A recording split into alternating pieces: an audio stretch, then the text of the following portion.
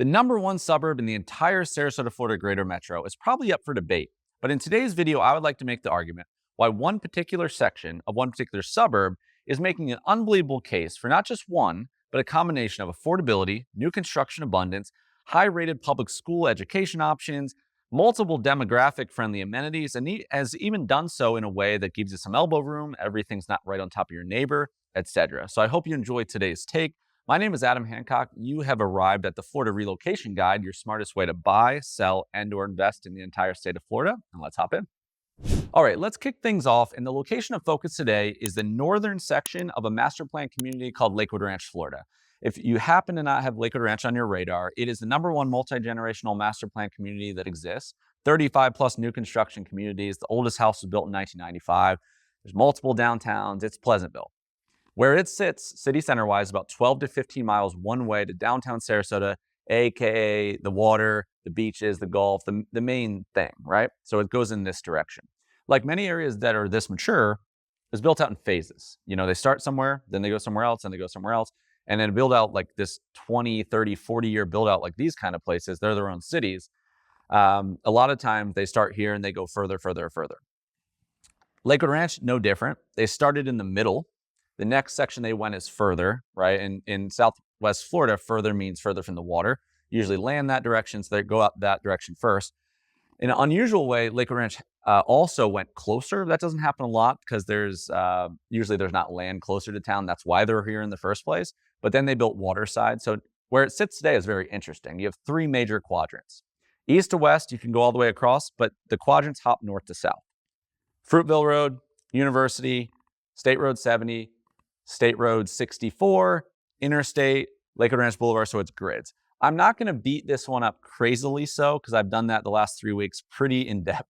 So check that out. I kind of explained the history of Sarasota many times over the last 3 weeks. We'll pop up those videos where a lot of the data that I created this video from was created. I talked about Parish, Venice, the whole thing itself. So check that out. But the major idea here is trade-offs. That's what I want to focus on today, because a lot of value is created from trade-offs.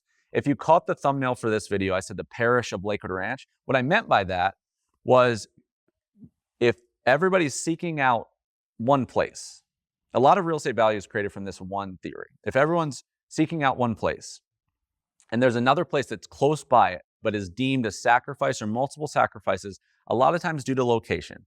One area is this many miles. If you go to this many miles, what do you get for doing so? That's what we're talking about today. And that's what Parish is. Parish is a sister town to Lakewood Ranch, where if Lakewood Ranch's middle is 15 miles from downtown Sarasota, everybody wants that, then Parish is 30. So why would I do that if I could be here? Well, what do I get for doing so? If this is kind of like, if you're interested in these kind of topics, well, the more you learn about Sarasota or any town really, then you could get into even more creative arguments of the intricacies of the same exact value prop, but not even leaving the suburb. So if a suburb that's this large, you can find opportunity in sections of it that are 4 miles, 5 miles apart. And this one happens to be one of the most divisive that exists in all of Southwest Florida right now. 7 miles difference. What you sacrifice, I think, is quite grand. And that's what I want to do today. And usually the biggest of all of those topics comes down to price, and that's where we're going to start. Okay, the first point I'd like to cover is price. I think it's the best place to start, not only because it's the biggest hot button issue usually when it comes to housing criteria, but also it's the non-starter if you had to pick one. If you loved everything about the area, the house, the neighborhood, everything, and the price didn't work, a lot of times the whole deal doesn't work. So it's interesting how material the jump is in pricing disparity in a small mileage range, which is exciting from a buyer perspective if you look at it the right way. So the three quadrants that I kind of mentioned at in previous videos, I mentioned that a little earlier in this video. We use downtown Sarasota as our apex point, our starting point, and we say versus the three quadrants. Then let me illustrate average and median price using year-to-date sales, more real-time. This is January to August. So downtown Sarasota to the Waterside District, pretty much 9 to just under 10 miles one way. It's one of the biggest benefits of, like, you get all of the suburbs awesomeness that you get from going to a place that has more land, but you're still within like a less than 15, 18-minute drive to like the best things that make Sarasota special. And a lot of suburbs can't provide that because the trade-off of location is so large. So that, amongst all the stuff that, you know, downtowns, the big lakes, it's in vogue. Over the last 8 months, $976,000 was the average price, and with a median price of about $800,000. So you still have a little bit of an outlier situation there from median to average because of the luxury element of the housing there. 2,478 was the square footage. That's the size of the house that you got for that. 3-bedroom, 3-bath average, and the year built average is very new because the whole district basically was built in the last year and a half, 2 years. That is Fruitville Road to University Parkway. So it's the most southern part of Lakewood Ranch. Jump one quadrant up, the original section that was built. University Parkway to State Road 70. 1.1 million was the average cost over the last 8 months, so a little bit of a premium to the one below it. And a lot of that's maturity of how many houses sold and that kind of thing. Waterside might be more expensive overall in a year from now. 2,548 was the average size house, so a little bigger on average, 3-bedroom, 3-bath. And the year built was 2010 because you have a mix from everything from 1995 to almost 2020 in that section. So you got a median price of $811,000. So very similar to those two. $1 million, $800,000 median. One quadrant above, and the difference here is 9.5 miles to the southern area I mentioned before. I don't think I mentioned the middle. The middle is about, let's say, anywhere from 10 to 15 miles, depending on how far you are up. So it's not a big difference between these two, and the price reflects very similar vibe. 15 miles to 19 is the northern quadrant. So the closest you can get 9.5, the furthest you can get is about 21. So let's say 18, 19 to 21 miles, one way to downtown Sarasota is the area. The point of this video today is that section. So you can see that that's going to be a 10, 15, 20-minute sacrifice just depending on traffic patterns where you're at. But look at the price difference here. Not only the most homes sold in that same time period, the 4th most homes sold in the entire Sarasota Manatee County metro was in this one section. $633,000 average. That's not median, that's average. The median was about $550,000. So you're talking 7 miles saved, $400,000 to $500,000. $287 a square foot was the price. Section below it was $385 a square. Section below that was $373 a square. So almost $100 a square foot cheaper. House size was about 2,300 square foot on average. 3-bedroom, 2-bath. That whole section, the average year built was 2021. So I mean, it kind of illustrates itself. But what I'm describing here is that's not going to a faraway part of town. That's still Lakewood Ranch. That's still enjoying all of those amenities. And I would argue the rest of this video, I'm going to say how the amenities being built in this area might even add to that even more. But this could be the difference between getting in Lakewood Ranch at all versus not. And I think it's a great place to begin your thoughts. Okay, the second major point I want to discuss is the new construction environment right now in 2024. Because it's awesome to get that pricing disparity, that benefit, but it's not as awesome if you can't use it functionally. And the variety and abundance of what this particular section offers basically allows more people with different needs to have a fighting shot at doing something special here. So when they built State Road 70 down to University Parkway, that original area, Summerfield, Greenbrook, Country Club, Riverwalk, the original Del Webb, which is a little bit newer, Country Club West and East, the Lake Club, they're building out the aisles now, but that area, they built from 1995 to 2010, and still a little bit of it's going now. When they first expanded, they went just north of it to the west. So the interstate to Lakewood Ranch Boulevard, above State Road 70, and then west of Lorraine. This is where they built communities, if you're familiar with them. Bridgewater, I think was all Lennar. Esplanade Golf and Country Club. This is the original one before Azario. They built Harmony, mostly townhomes. Central Park, a lot of people jumped to. Indigo, Neal communities, the same as Windward. Savannah, Mallory Park, a lot of people like Mallory Park. Arbor Grand, Woodleaf Hammocks above that. High schools out there. A lot of people in that lower part jumped to that, in addition to the people coming from out of state. But that wasn't done that long ago. So from a resale environment, being able to get a ton of abundance from 2015 to 2019, 2020, allows you to jump above that late 2000s building style, where a lot of the boxiness, the formal living rooms and the additional living rooms and the closed-in kitchens, a lot of that went out the way for the open floor plans and the wide concepts that everybody was looking for. So to have all this big chunk of communities gives you a nice tool in the belt as you're learning about the area, because you can basically find one builder that you really love or one neighborhood you really love, and you can not just have the new community they're building out now, which might not be perfect for you potentially. You could also hop to one and say, okay, I know everything about this, but I can also look at resales and not wait 12 months to build or live in this different part closer to the high school, etc. So that's one thing I really like. Then what they did is they took that concept, they jumped on the other side of Lorain out to Bourneside, still north, and they went parallel and did it again. And this is where Sapphire Point was one of the early ones. That's Pulte Homes. They built Polo Run is Lennar, Lakewood Ranch Golf and Country Club is Lennar, Lorraine Lakes is Lennar, Sweetwater's MI, Crestwind. I'm just working my way up here. Crestwind is Coulter, 55 and up, active adult living community. So it gives you another option besides Del Webb. Esplanade Azario is out there in the area of Azario that also includes the townhome community and the Park East. It's a little bit more affordable entry level. Star Farms is like a master plan community within itself. Multiple builders. It's headed up by D.R. Horton's parent company. So a lot of affordability, but a bunch of custom builders out there too. If you wanted to do custom and maybe wanted to be out further, or you have kids that with the school districts. And then Neil's building above it in Palm Grove. And so anyway, so you have a lot newer part where you can get active new builds right now that you can play a little bit more on the design and that kind of thing next to it. But I just named like probably 12, 13 communities right there that have a 2015 or newer house. And then lastly, one of the coolest things right now is a lot of the new expansion of stuff that they've done in the past is going that same direction. So it's staying north, but it's going east. So you had basically Lakewood Ranch Boulevard and the interstate. You have Lorain Road, north to south, kind of go out towards Uline, all this kind of stuff. Well, Bourneside is the new Lorain. And so they're going the other side of that. So it's basically just north, but over here versus over here. And they're putting in Calusa National Golf. So Calusa National Golf is the Lakewood Ranch Golf and Country Club's sister, which basically this area gives you deeded golf that's new construction, which golf private memberships in Sarasota right now are very difficult to get into. It's just, there's not a lot of them. And not just new construction aside, it's just, if you wanted to buy your way into golf, it's getting more difficult. And Esplanade Azario, Lakewood Ranch National Golf Club, which is now sold out, and then Calusa National, this new one, allow you to, with the purchase of your home, you have deeded golf in a pretty controlled environment as far as members. And so, even if you're not a big Lennar home fan, this is a great way to buy your way into golf, especially if you don't live here full time, something like that. A lot of people really loved it from an investment standpoint. So it allows you to say, oh, I missed my opportunity in 2020. Well, here we go again.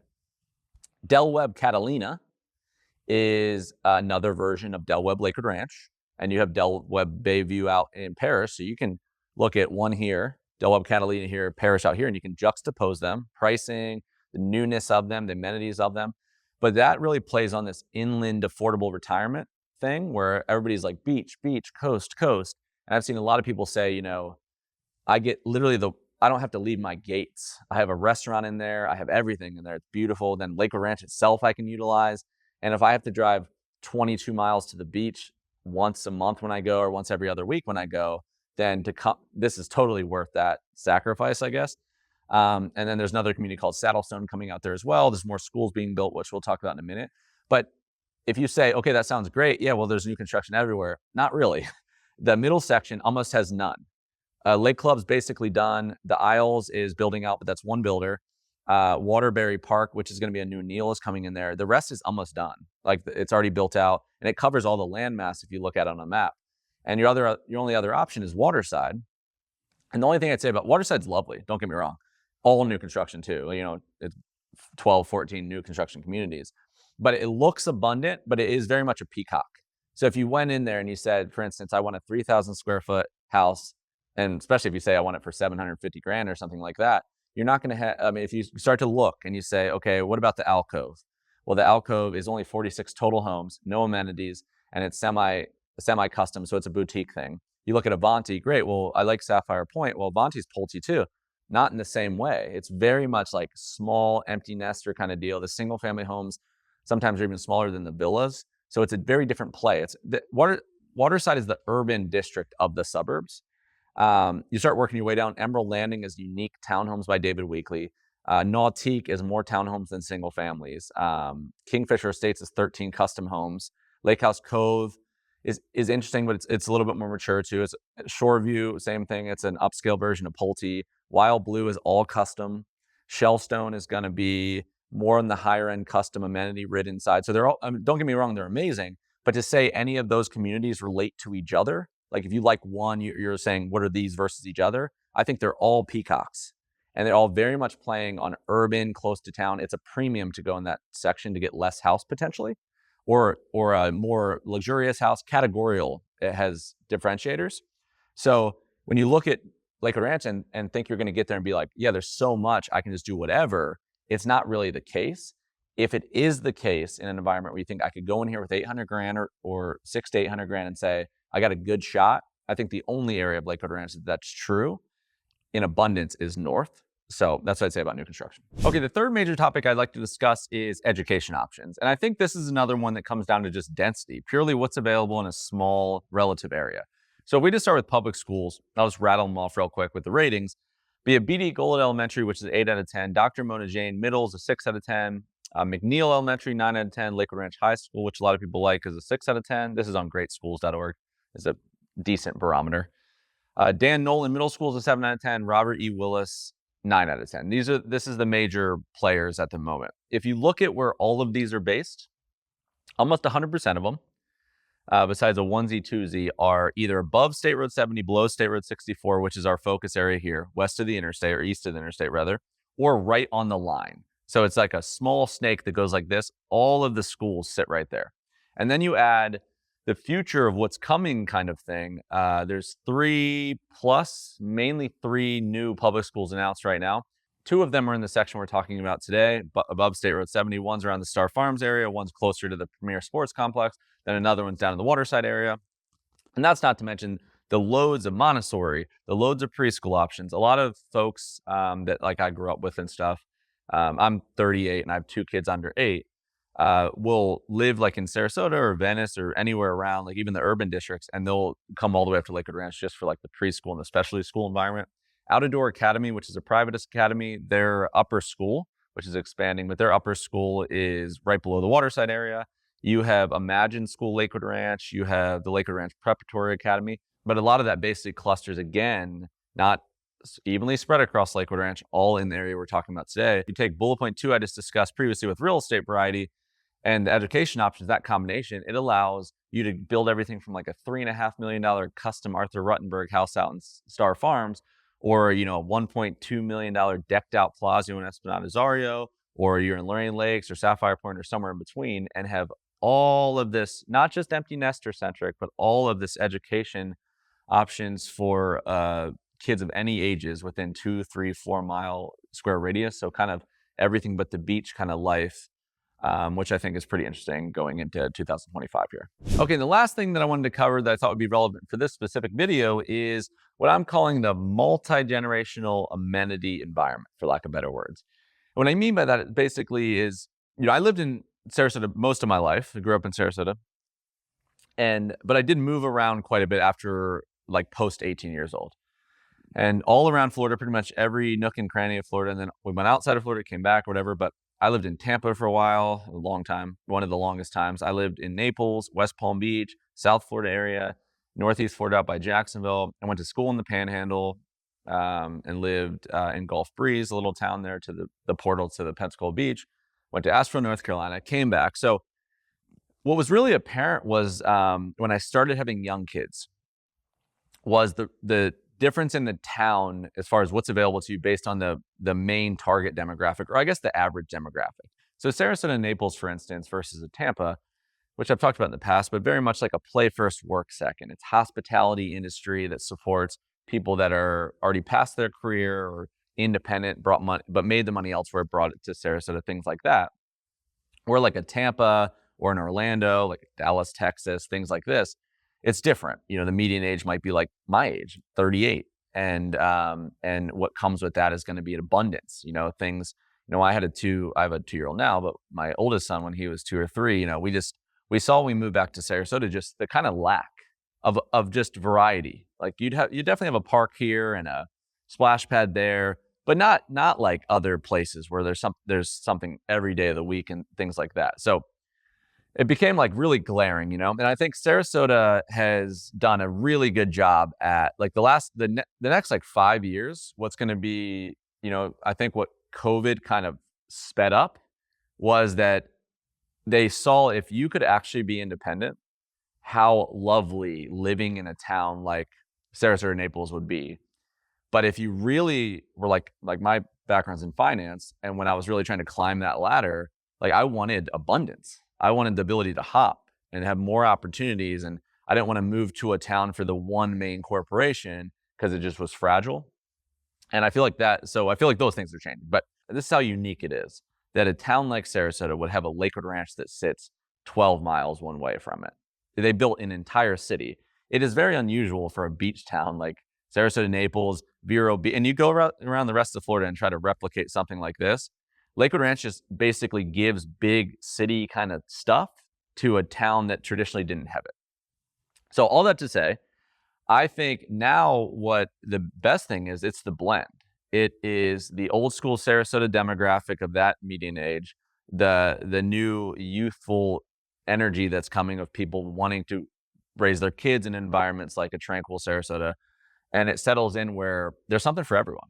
And this is one of the only areas in the entire town that I think can provide that. So let me just rattle off some things as we finish here. I don't want to get too crazy, but I think it's interesting not only in the amount of things that are available to do, but also the way they've kept it kind of still a little rural feeling because of the way they've done the acreage. So that being said, approximately 40% of the acreage of all the Lakewood Ranch, even in the future plans, is designated for open space and recreation. Some areas don't feel as much like that. Above State Road 70, it feels way more like that, including 150 miles of multi-use trails, bike lanes, 12 community parks, dog parks, etc. That's amazing. Also, beyond that, planned lifestyle things. It's not just, I know a lot of people move to Lakewood Ranch, and because a bunch of people have told me this, it's like a guy on my team has said it's like being a freshman in college again, because everyone's kind of moving there not knowing a lot of people, and people are nervous about, like, especially if you're not super social, is I know there's a bunch of people there, but how am I going to just accidentally find my little group and my tribe and all these kind of things? Well, Lakewood Ranch is super intentional about it. So there's a nonprofit specifically called, the acronym is LWR, Lakewood Ranch, CA, that basically heads up the idea of like the club environment. So there's over 60 clubs right now that basically cover every sporting thing, pickleball, like knitting, everything you could possibly imagine, but it's intentional. So there's a better chance that you could kind of find not only your demographic and the people that you like personally, but also interest areas, as well as 16 current places of worship and faith communities of all kinds, all within Lakewood Ranch itself. So there's two. Another one that's super relevant to the life I'm living right now of just one constant sporting event for kids is the Premier Sports Campus, which sits right above that State Road 70 line over by Uline and Lorraine. So 140 acres of, including 23 mixed use fields and events of all kinds. So they host like big, corporate like soccer events and things like these. But my kids play flag football there. My little one, he's only 2. He plays soccer shots there. The last flag football team that my son played on, Frank Thomas, the Hall of Fame baseball player, his son played on that team. My buddy right now, the coach of his 6-year-old's team is an ex-NFL player. Like it's random the amount of like talent and people around here. But just easy going, right? Because your house is right above this place. All these, all these games are, you have 2 practices a week. Games are at 9 a.m. or at 5 p.m. And not having to travel all the way across town to have access to that stuff, for me at this stage with nap times and stuff, is very important. So that's only expanding. Another part of that is they are building, let me get the latest update because they scaled it back. So the Premier Park Racket and Aquatic Complex is going right over there as well. They scaled it back a little bit because they were going to do more. But right now, they still have plans for 24 pickleball courts, 50-meter pool, a learn to swim and therapy pool, and then they scale back one of their 25-meter like warm-up pools. But there's basically a new aquatics complex coming to that same area. And then earlier this year, as I finish here, they opened a library, which libraries are cool. This one's different. Like absolutely state-of-the-art, $18 million library, 25,000 square feet. They're doing events on the roof. There's a drive-through. There's co-working like innovation centers. It's more of like a little like kid incubator than it is a traditional old school library. So hopefully that was helpful. But what I'm getting at is just that's not counting even the amenities in your current neighborhood. Lakewood Ranch wins all the time for just the lifestyle. I mean, the full life style directors that are on salary within these neighborhoods, like Esplanade Azario, Lorraine Lakes. Like, there's bars at the pools of these places. You have Crestwind, the 55 and up, Del Webb, the 55 and up. World-class amenities, like state-of-the-art stuff in your own walls. But what I've been seeing people seek is the reason Lakewood Ranch is so special is because it's not one awesome neighborhood.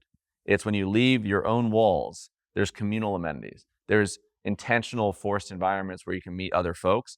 So if your friend lives in the bougiest house in the whole world, they can be a mile from you and you live in whatever house that you like as well. And it's not your neighbors right next to you. You can count all of Lakewood Ranch's surrounding areas also your neighbors, and it just gives you options on top of options. And it really feels, if that makes any sense at all, it really feels that pleasant in person. So anyway, I wanted to drive that home, and if you give me just a minute, we'll wrap up. All right, folks, that is a wrap for today's edition of the Florida Relocation Guide. I really hope you enjoyed it. If you did and you are not subscribed to the channel, please consider doing so. Just the best way to see what's coming for the balance of the year. I'm going to try to go most, if not every Wednesday and Sunday at 4 p.m. Central, 5 p.m. Eastern. So please consider doing that. Beyond that, if you resonate with today's content, we have multiple tiers of ways to get involved. Free resources is the first. The sunshinestateco.com, the main website here. We have relocation guides, analytical tools like Zillow on steroids kind of thing. Newsletter that we're going to be ramping back up, putting out probably twice a month. And that'll be more bite-sized real-time stuff. So all the different ways of, if you're macro to micro, that you can do things independently. If you did like the content and you're somewhere in the midst of thinking about a real estate decision, you're trying to figure out how to relocate, you found these videos because you're in the middle of research, then not much beats either a call or an email. Asking the right question in the middle of the throes of research can really expedite the timeline. And there's a good chance anything you're doing right now, we're also doing with multiple other people, possibly in the same city you live in now. And if not, we've definitely done over the last 3 or 4 years. So it's just kind of a shortcut. And you could go to the contact page on the website. There's an email address below. There's several ways to book a phone call. We have an unbelievable team. So really hope you consider doing that. And if I can help you in any way that doesn't fit in either one of those boxes, please let me know. Again, my name is Adam Hancock. This is the Florida Relocation Guide, your smartest way to buy, sell, and/or invest, especially within Southwest Florida. We'll see you on the next one.